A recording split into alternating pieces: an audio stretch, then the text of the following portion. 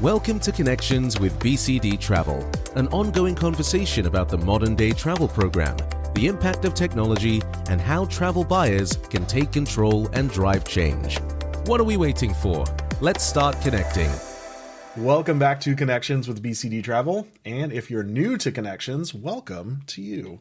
I'm your host, Chad Lemon. I work in digital strategy and advancement at BCD. Hello, everyone. I'm your co-host, Miriam. I lead the partnerships and intelligence team here at BCD Travel. You know, Miriam, I know we kicked off season 3 in the last episode, but I really want to mention, I'm proud of the fact that we have kept the focus the same on the Connections podcast. That's right. We aren't just another travel podcast. We speak directly to travel managers and business travel programs, and we give them practical advice and things that they can do to improve their programs. Yeah, exactly. And before we jump into this episode, a quick reminder to all of our listeners that there are a few ways to connect with us, and we love it when you do that. So head to our website, bcdtravel.com/podcast, or if you're listening on a major podcasting platform like Apple or Spotify, you can click the text us link and send us a message too.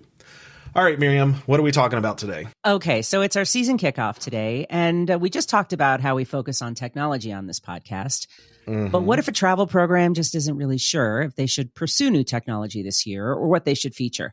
Maybe they're dazzled by some new stuff they're seeing out there and they're not sure if it's right for them. And maybe worst case, they spend a whole lot of time looking at new offerings and new things out there, and it's just not right for them or just months and months down the road. So how can travel managers and travel programs accurately take their technology temperature?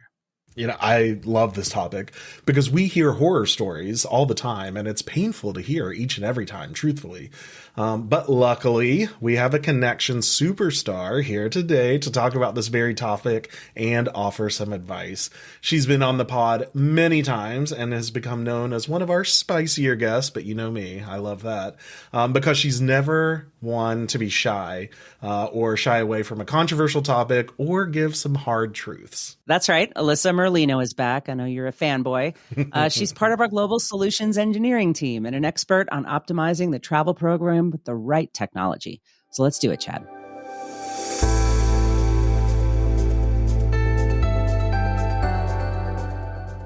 Welcome back, Alissa. Our listeners might not know this about you, but you're on the phone or on a plane every single day hosting customer meetings, talking with travel programs and travel managers. So before we really jump into today's topic, what have you been hearing lately? What are travel managers talking about? Hi, Miriam and Chad. It's so great to be back. By far, this is my favorite part of my job. Yay. Is when I get to spend time with travel managers. I mean, also the podcast is a favorite part of my job. I know. She really set us up there, didn't she? But in actuality, what it really does is it allows us to see how important it is to continue the conversation with our travel managers. So for the better part of a year, it's true. I'm on a plane, I'm driving, or I'm on a train to go see and hear about how our travel managers are modifying, innovating, and adjusting their travel programs. And a lot of that involves technology. So some of the common themes that we've heard, obviously the content conversation. So the NDC or rail content, as well as how we're driving that content towards our travel managers, their travelers, and arrangers. Through guest travel and non-profile travel, we're hearing a lot of information around that because what we're noticing too are non-profiled populations really would like to self-service. So you're seeing some movement in that conversation. And then I have to say, one of the largest conversations that we've been having that's gained some momentum through the end of last year is how we plan on, as a community, integrating travel and meetings technology so that we're able to have a consolidated view of something as simple as spend or as complicated as spend. Yeah. Well, all of that is kind of a perfect lead in to my first question for you. You recently spoke at a GBTA meeting about how travel managers should be thinking about their technology as they head into 2025. Can you give us a high-level agenda? What were some of the key points that you spoke about? I can. And can you believe they flew me all the way out to Houston? Also, this is another just point of looking at some areas, some key takeaways.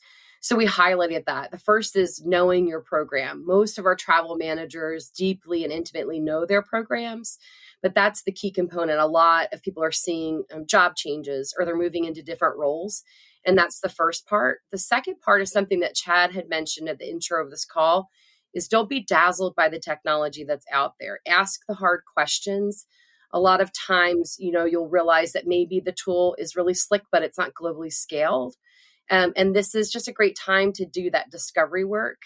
And then the next point is know your audience. So while you may have people who are aware of technology and who have some background, it might not be something that is common among all of the teams. And then the next point is, and I believe that this is the strongest point, is creating advocacy. Yeah. If you're able to share what your vision is for your program and how that technology process, tool, or service is going to affect it in a positive way, you're going to be able to get more support around your idea or thoughts internally. And then the two last ones really have to do with continually educating yourself on what's out there. So the first is technology literacy.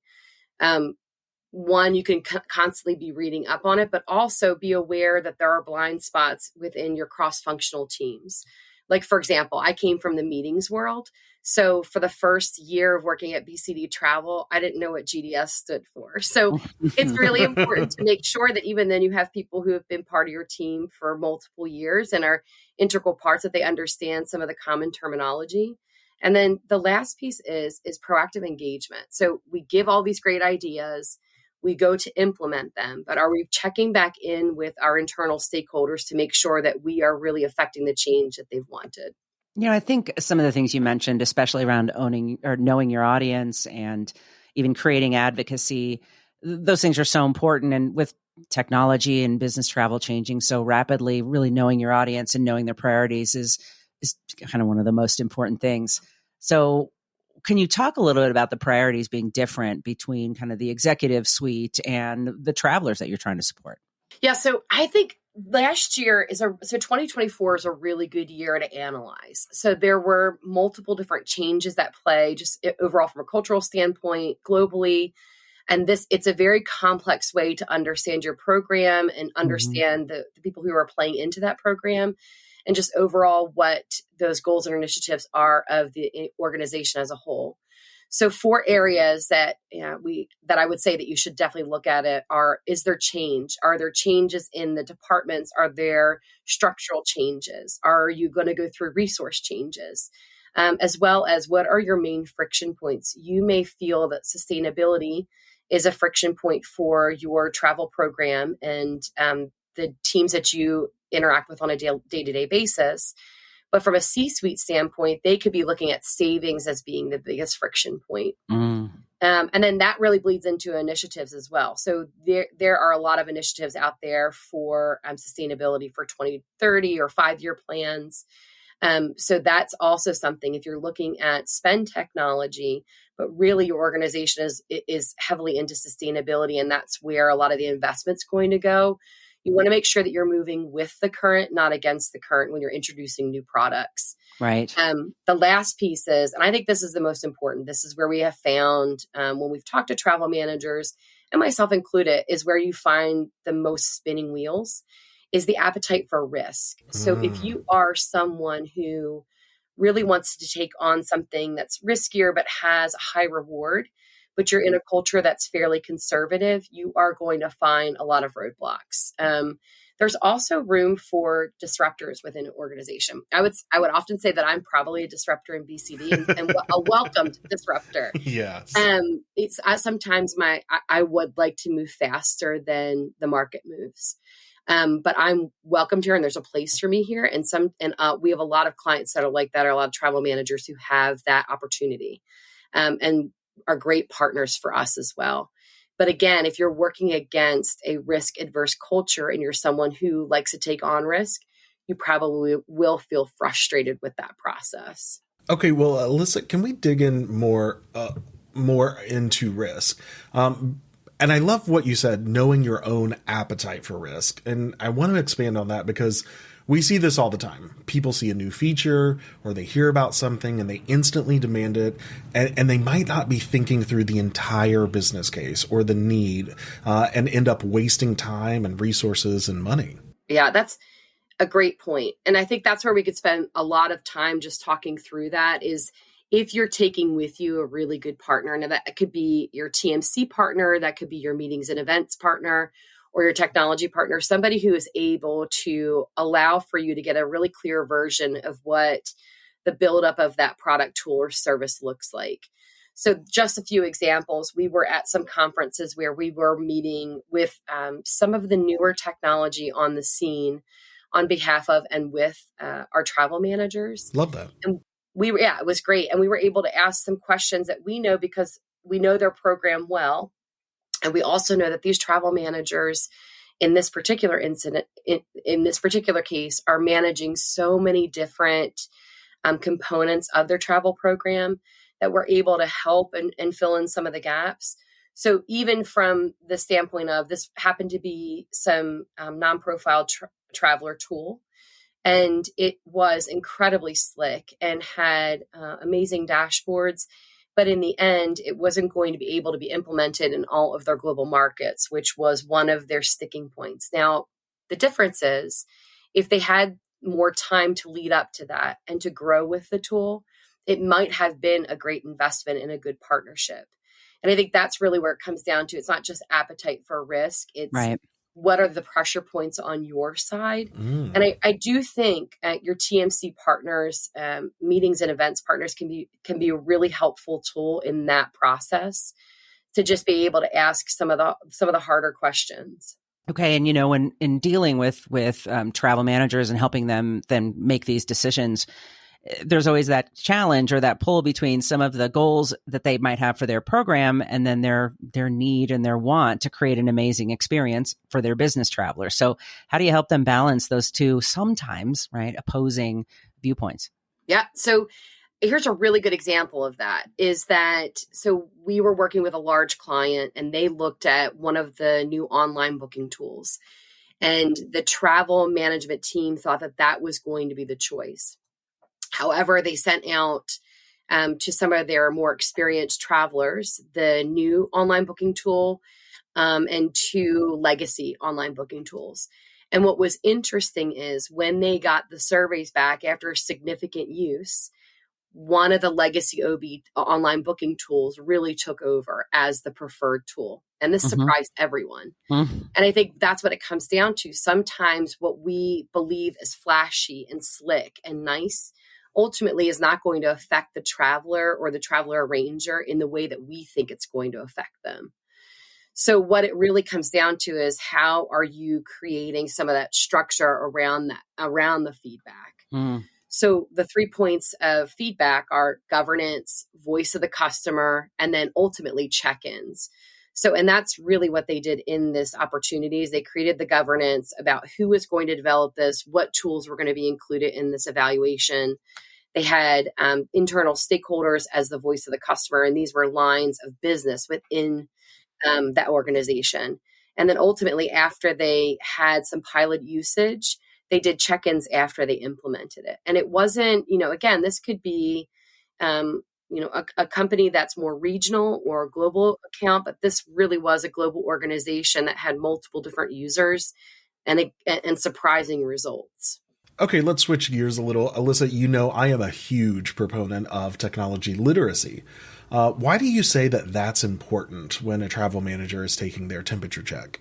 Well, you could even hear it when I hesitated on the last question, when I kept on saying OBT. Right. Online booking tool. Yeah. And I think that's really where it comes down to. If I'm going to use myself as an example, I came from the meetings technology world. So when I moved over to travel technology, oftentimes it wasn't that I wasn't intelligent or understood technology. I just didn't understand the vernacular. And you're going to be able to upscale your folks that are helping make these decisions if they feel fully informed. And that's part of it. So that's a piece of it. The second piece is how do you keep yourself literate in technology? And part of it, yes, is to be aware of what the trends are. So even take cryptocurrency, right? So there's a whole new vernacular that's assigned to cryptocurrency. And we're going to start hearing that more and more within like social media and then outwardly towards other different businesses. But again, that's why it's important. But I also think what you'll do is you'll hear a lot of technology slang as well. Yeah, for sure. So it's hard. It's kind of hard to sift through it, but it's basically just being aware of your own blind spots and then also being aware of others' blind spots. Let's talk about needs, Alissa. More specifically, let's talk about true business and technology needs. So as we were planning this episode, I wasn't sure that our discussion would end up as or come off as kind of slow down and just be happy with what your TMC has or can provide you. I'm always going to encourage you pushing and asking for more. But we wanted to make sure that travel managers really get a feel for what's important to their program when considering these big technology changes. But with so much happening, Alissa, and all these new entrants and new features and new partners, how are travel managers keeping up? So, Miriam, I think the best way to keep up is to be able to have regular temperature checks, quarterly business reviews, and proactive monitoring. Now, these three seem pretty standard, but I was just speaking with some of our partners today who are enabling our travel managers in some specific actions in their travel programs. And really what they're doing is they're trying to adjust their messaging so that it's very clear about how they can solve for gaps and how they're developing their products and capabilities. So back to your point about, just slow down and be happy with what your TMC provides. I think in general, somebody who, like myself, who finds technology incredibly fascinating, while I love what the TMCs are providing and I love what we're doing, I also am constantly amazed by what's out there. And there's two reasons why I'm amazed by it. One, I believe that whatever they're developing is going to encourage us and to develop faster. And then there are areas where we will not invest in that particular area, but we want our clients to be made whole or have a solution. So that's really where we look at quarterly business reviews specifically is, okay, what are some of the initiatives that we want to take on in short spurts? And that's really where you're going to see some of those sprint technologies take over. Or so, it's so cliche, but low hanging fruit. So that gives the movement and it's effective, but also it's not a huge lift or investment on the travel managers or the organizational side. Okay, I know you're going to be candid with me here, and you're going to give it to us straight with this question, but in your opinion, how much attention should travel managers be given to, quote, the latest and greatest versus how much attention should they be giving to tried and true? Good question. You know what? It is a good question, but I also think we can reference back to what Stefan was saying in the last podcast of the year. Again, and it rings true to the answer that we just talked through when Miriam was asking the question about how fast should we move. There are great organizations out there and amazing technology startups. And just by nature, because they're startup organizations, they move faster with development. And it's a great way to look at them and say, what are the capabilities that we're looking for that they have? But also to remember the second part of what Stefan talked about is, yes, they may have great technology and it's looking really slick, but how many clients are they implementing globally? And so this may be a time to really look at your program and decide, are there areas that would disqualify this technology from really being implemented in a useful way? Or maybe there's a specific market that you could use this technology in. I think you'll see that too in some of the emerging markets. Like in India right now, you're seeing a huge push for local content. And there are many local tools that could potentially solve for it. But that tool in India would not be able to be globally implemented. So you're going to look for partners or TMCs or meetings and events providers that can start to look at this as, if you go through one digital doorway, you could really have multiple different applications of solutions that make sense. And, again, another cliche term is the best experience is no experience. But how are you going to provide that for your travelers, where you're utilizing the great technology advancements in this industry, but also protecting them from a lot of change management? Yeah, and risking plugging the marketplace that I lead. Even just a few years ago, as we were looking at our marketplace partners, we were prioritizing partnering with those that could serve our clients globally right out the gate, because we had to prioritize our own work. And now we're at the stage where we are looking at partners that satisfy pockets of innovation. So clients that have unique needs in certain parts of the world or certain parts of our business can still avail themselves of smaller technology partners. Because we have the time now to get to them all and bringing them in the fold into the marketplace. So, while sometimes for some categories, global applicability was a hard requirement, now it's becoming easier to make uses of pockets of innovation when you can, at least with the BCD marketplace. Yeah. And that's why it's hard not to be excited, because it was almost like a pressure cooker of 2024. Again, we all know that there are multiple reasons why business was slow to make decisions, especially US based businesses last year. But it's now, it hit this all-time high with great ideas and great content and forward plans. And now I think what I've noticed the most is the travel managers, and also myself included, there's so much out there, so much to be excited about. And it's time to prioritize. It's almost like, I hate to even say it, but New Year's resolutions, right? So you have all these New Year's resolutions out there that you could make, and you want to make a reach goal. Like, maybe a reach goal for some people is getting up at 5:30 in the morning to work out. But for somebody like me, it's a manageable goal because I like to get up early. My family likes to sleep in, and it's the only time I have to myself. So that's again, is going back to how can I know my travel program, know my organization, know my travelers and travel arrangers deeply, so that I can pick some of these things to focus on. Because again, if we take on too much, I think we'd get frustrated that we are splitting our time or our resources. So I think that's really important, is that this is a very exciting time. I came into 2025, obviously, just a little bit exhausted from 2024, but super excited to see what our travel managers are going to invest in and how we can help them.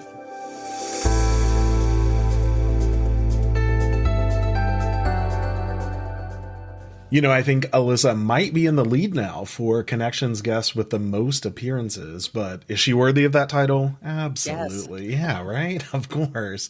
I love that she's such a fierce advocate for travel programs, but also extremely honest and real with them, and so knowledgeable. Yeah, I love having Alissa on. I know that she'll be back really soon with some more intel from the field. But that's all for this episode. And I hope you're enjoying our season 3 kickoff with multiple Connections episodes. As Chad said, we love connecting with you. So give us some feedback about what you want to hear this season and how we're doing. Until then, bye-bye. Thanks for connecting with us. BCD Travel helps companies travel smart and achieve more. We drive program adoption, cost savings, and talent retention through digital experiences that simplify business travel. Learn more about the topics you heard on this episode by visiting bcdtravel.com/podcast.